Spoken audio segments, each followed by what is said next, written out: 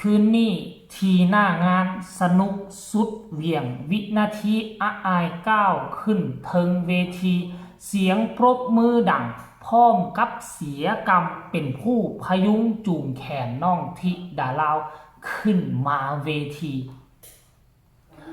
สวัสดี FC แฟนคลับทุกทานมาพบมาพ่อกันอีกแล้วในคลิปนี้ตอนเศร้าอากาศกันยังหนาวเส้นเก่าเส้นเคยใส่เสื้อ3 โตเนาะบ่ฮู้ว่าพี่น้องทั้งภาคใต้ภาคเหนือทั้งฝั่งทงฝั่งไทย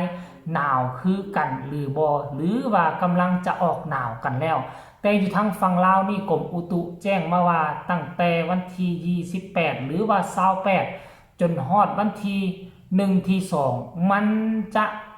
เน็บหนาวขึ้นติ๊กหมายความว่าความหนาวจะลดลง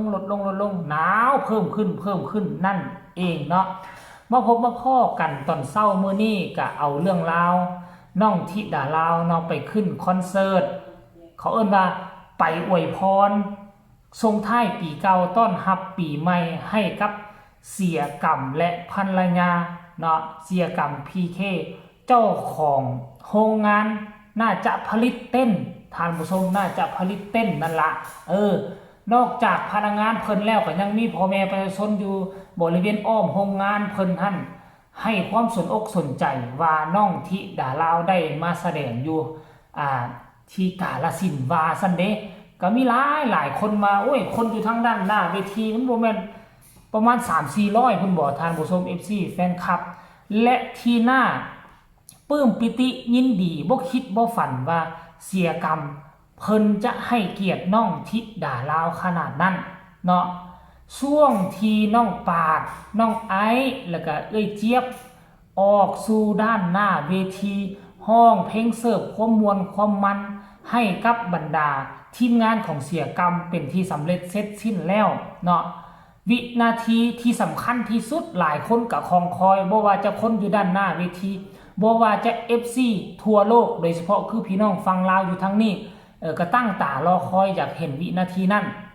ว่าน้องธิดาลาวออกมาจะมีอีหยังเซอร์ไพรส์แดบ่มันก็เป็นไปตามที่เฮาคาดคิดคาดฝันเอาไว้เซอร์ไพรส์ไงเสียกรรมเป็นผู้พยุงจูงแขนน้องธิดาลาวก้าวออกสู่ด้านหน้าเวทีโอ้โหมายืนเคียงคู่กันเสียกรรมกระโบกมือทักทายลูกน้องของเพิ่นอยู่ทางด้านลุมทานผู้ชม FC แฟนคลับหลังจากนั้นกระจุงแขนธิดาลาวทะลุออกมาทางด้านหน้าเวที FC แฟนคลับพ่อแม่เนาะลูกน้องและทีมงานของเสียกรรมกับบรอซ่าลุกขึ้นมาเนาะให้ทิปน้องธิดาลาวแบบบ่ขาดสายทานผู้ชมเฮ้ยเกิดขึ้นแล้วเรื่องเล่ามหัศจรรย์ในค่ำคืนที่ผ่านมาเนาะอยากให้ทุกคนไปชมคลิปนี้ซะก่อนแล้วจังว่าพ่อกันในช่วงต่อไปให้ทุกคนเห็นภาพบรรยากาศสดๆน้ำกันค่ำคืนนี้เลยเนาะ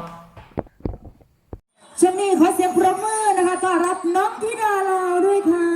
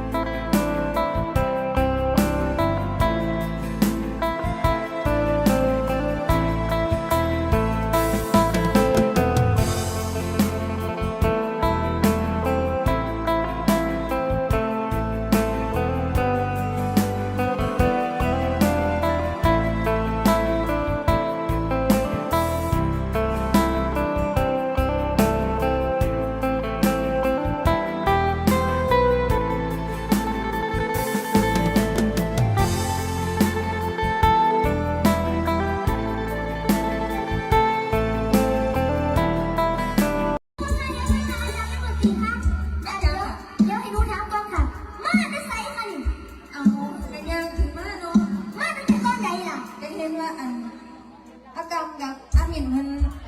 เกี่ยวตีมาอยู่มาก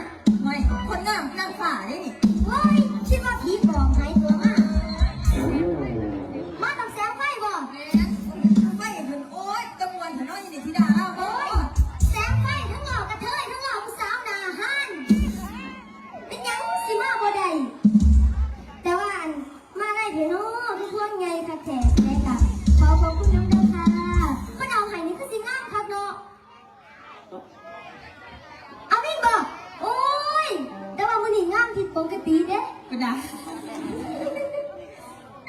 งามแห้งค่ะ อันคนก่อนนะฮันก็งามคือกันจ้า นะนี่คือภาพบรรยากาศสดๆนอกจากเสียกรรมจะเป็นผู้พายุงแขนน้องธิดาลาวก้าวขึ้นสู่เวทียังไปยืนขนาบ